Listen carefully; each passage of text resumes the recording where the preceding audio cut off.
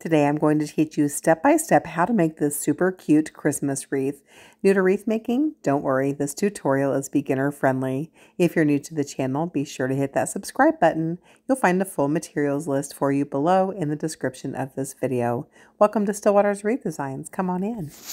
Today we're going to make a super cute candy themed winter wreath. Hey guys, it's Nikki here at Stillwater's Wreath Designs. Where's everyone watching from today? Say hey when you're hopping on. Most of the supplies that you see me using today actually came from Hobby Lobby. As soon as we're finished creating this beauty, I will post it in my Etsy shop. Okay guys, I'm going to spin the camera around so you can see exactly what I'm doing.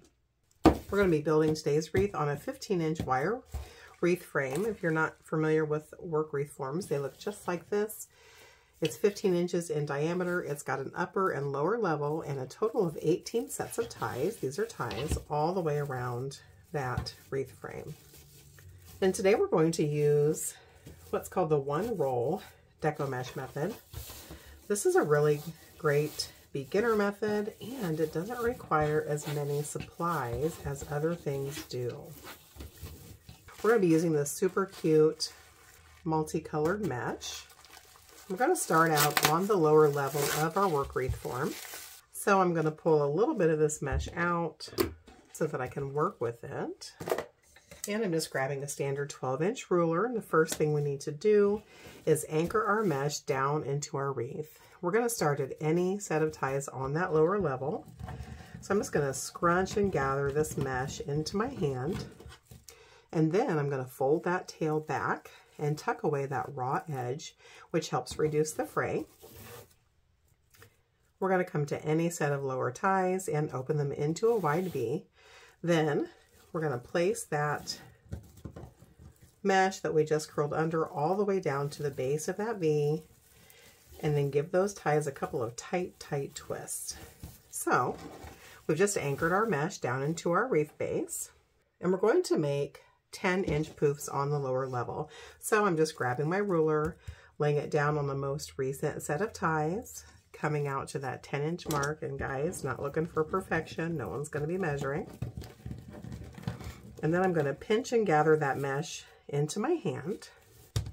We'll come to the very next set of ties on that lower level, open them into a wide V, and take that pinch of mesh and place it all the way down to the base of the V, and give those ties a couple of tight twists. So we've just made our first 10-inch poof. You're going to follow that same process, adding 10-inch poofs all along the lower level, and then I'll meet you back here.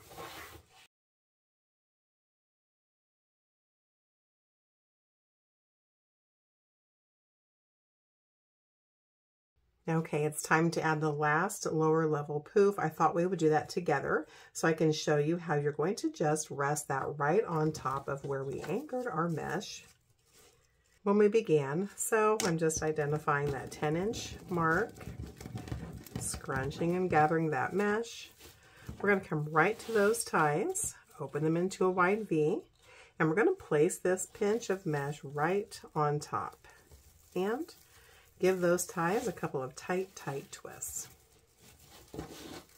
Now that we've added our last lower level poof, it's time to jump our mesh from the lower to the upper level. And guys, all we're going to do is grab our mesh here and pull that tautly in our hand. And we'll come up to the very first set of closest ties to where we're starting at. I'm opening them into a wide V. And I'm going to pull that mesh tautly, let me zoom in here, behind that set of ties and place it all the way down to the base of the V and give those ties a couple of tight twists. So you can see we've jumped our mesh from the lower to the upper level. There's no poof, just a nice clean jump. And now we can add poofs to the upper level. We'll follow the same process that we did earlier. However, for the upper level, we're going to add 8-inch poofs instead of 10. So go ahead and add 8-inch poofs all the way around the upper level of your wreath, and I'll meet you back here. Okay, it's time to add our last upper level poof, so I thought we would do it together. I'm going to identify that 8-inch mark, scrunch and gather that mesh.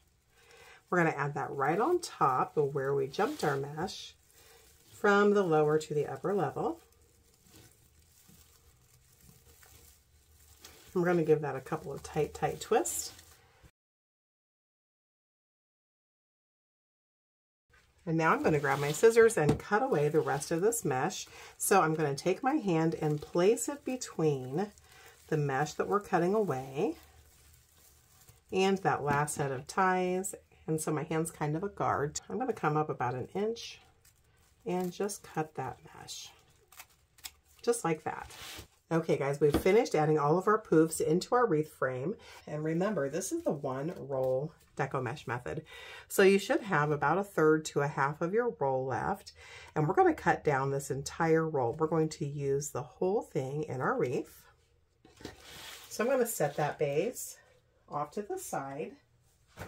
And we're going to cut the entire remainder of the roll into 8-inch strips. Don't worry about that jagged edge. It's what you see me using here, guys, is a rotary cutter, which basically works like a mini pizza cutter. And in the background, you see my self-healing mat. Definitely what I recommend for new wreath makers to add to their wreath toolkit. If you don't have rotary cutter and self-healing mat, just use your scissors and a ruler. We're going to cut the entire remainder of the roll into 8-inch strips, and then I'll meet you back here. Once you've got the remainder of your Deco mesh roll cut into 8-inch strips, which, by the way, guys, the manufacturers aren't exact. We should have had 18 pieces left over. We ended up having 16. So if you're short a few pieces, no worries. Just skip a couple of ties. If you have extra, just add 2 in. But basically, we're going to add 1 curl to every single set of ties on our wreath frame. To make a curl, you're just going to grab a piece of mesh, lay it in your work area, curl side up, and roll that mesh into a cylindrical tube. Just like that. So it's about 1.5 inches in the center and then flares at the end. You'll come to any set of ties, open them into a wide V, place that curl all the way down to the base, and give it a couple of tight twists. Just like that. So go ahead and add 1 curl to every single set of ties on your wreath base, and I'll meet you back here. Now that all of those curls are in our wreath base, just look how full this beauty is coming together. Okay, we're not going to be adding a sign into today's wreath. We're going to be adding lots of ribbon and some candy embellishments. Now, if you take a look at this mesh, guys, you can see it's predominantly pink with some green ribboning through it and some metallic-y red. I'm sure you've noticed this year, one of the hot trends is red, white, and pink. So we're going to use this ribbon to pull this together along with the green. So I need you to trust the process here. We're going to add 1 bougie bow to the upper level on the left-hand side. So we're going to make a quick hand bow. And you guys, I'm going to speed through this hand bow process just to save us some time here. If you need some assistance with making bows, got a ton of bow tutorials there.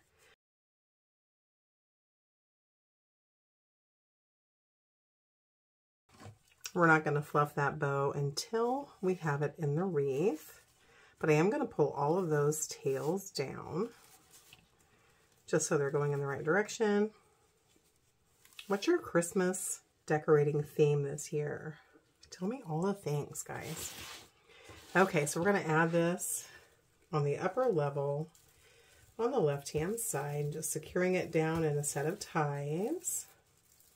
Then I'm going to use my small snips to trim away that excess bit of tie because we won't need any more. And then I'll just curl those tails out of the way. We're going to do a bow rough fluff, or what I call a rough fluff. So I'm just going to pull those loops into an X pattern, opening them up. This green is a sheer, super stinking cute. Helps your wreath stay nice and airy. I'm going to grab my scissors and angle trim all of the ends of my tails here, and then we'll give them a curl. To curl my tails, I like to use a leftover cardboard insert from a roll of 10-inch Deco mesh. It works like a charm. All you're going to do is one by one, take that ribbon and wrap it around that cardboard insert. You're just going to start at the bottom of that tube and curl it up, kind of like a curling iron, towards the center of your bow. And then release. If it's too loose, you can recurl it as many times as you need. If it's too tight, just give it a little tug and that will relax it a bit.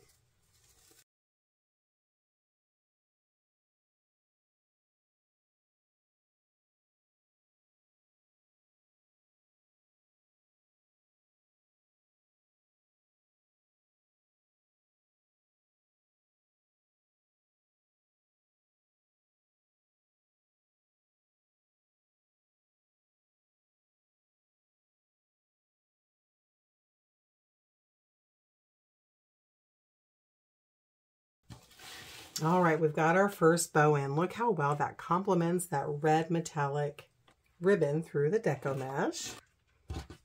And I'm just cutting some 10-inch ribbon strips. So I just folded my ribbon accordion style. And then, knowing the strength of my scissors, keeping that stacked together, I'm just cutting those ends diagonally. Then I'll keep that ribbon stacked together and do the same on the opposite end.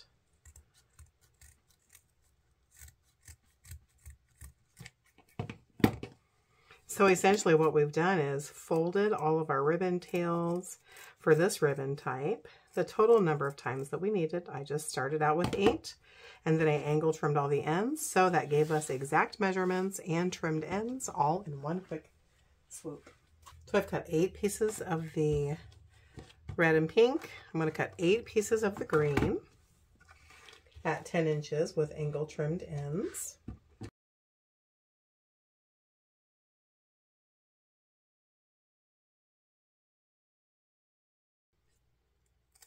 You guys, making wreaths with your favorite people at Thanksgiving is a really fun kickoff to Christmas, activity to do together, all the things. So we're going to add 1 ribbon tail to every single set of ties here on our wreath base. I'm going to eyeball it to find that center, fold it into a loose V, come to any set of ties, open them into a wide V, anchor down that ribbon tail and trim away the leftover bits of our ties and curl it back under. Then I'm just going to let those flow out from the center of our wreath there. And we're going to do this to every single set of ties, alternating back and forth between these ribbon tails. So go ahead and get 1 ribbon tail added into every set of ties. Trim off those excess bits of ties. Curl them under with your finger. Fluff out those ribbon tails. And then I'll meet you back here. How stinking cute is this, you guys? Okay, now that we've got all of our ribbon tails added in, let's move on to adding some embellishments. So I've got this curly Q pick, also came from Hobby Lobby. And we're going to be adding 2 above our bow. So I'm going to cut the stem down. I need about 2 or so inches in there to anchor down into our wreath, but I don't need that extra bit. And remember, guys, these are on wire spines, so you can bend them around as you wish.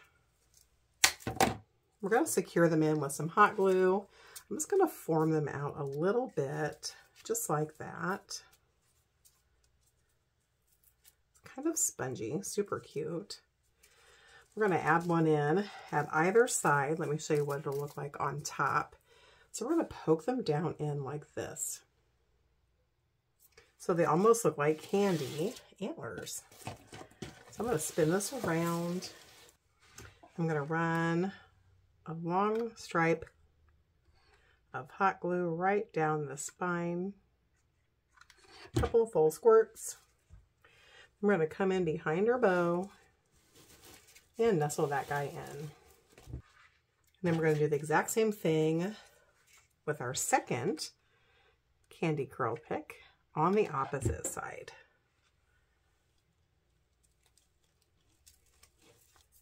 How stinking cute is that, you guys? Oh my goodness. Remember, we'll fluff that bow at the very end. We've also got 3 candied glittery snowflakes that are actually meant to be ornaments, but ornaments make the best wreath attachments, you guys. These are actually a heavy-duty foam, and they've got decorations on both sides. So I love that.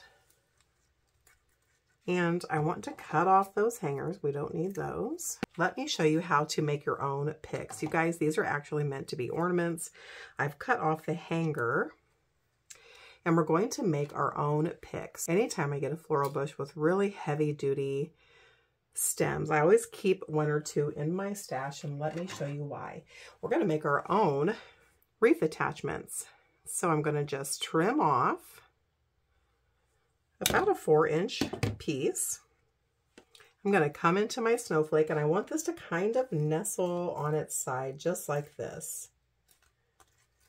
So we actually want our pick right here in the end, and I poke this floral piece right into the ornament. I pull it back out. I'm going to add a dollop of glue right on that hole that we just made. And then I'm going to push this stem bit right back in there, and that's going to carry that glue into the ornament to really give it some adhesion. And in this case, I want about a 2-inch stem sticking out. I'm going to add a little bit of glue right where that stem meets our ornament.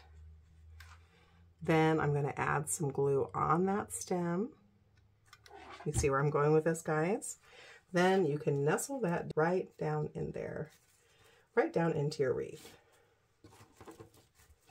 So you've got lots of great grab because you've just made your own attachment.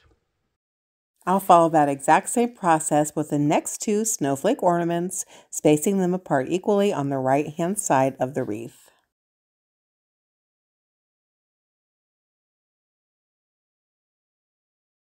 Okay guys, let's move on to the next step. I've got a couple of pink candied ball picks, and we can easily pull off those candied ball ornaments from this pick. So I'm going to pop all of those off, and then we're going to hot glue one at the center of every ribbon tail on our wreath.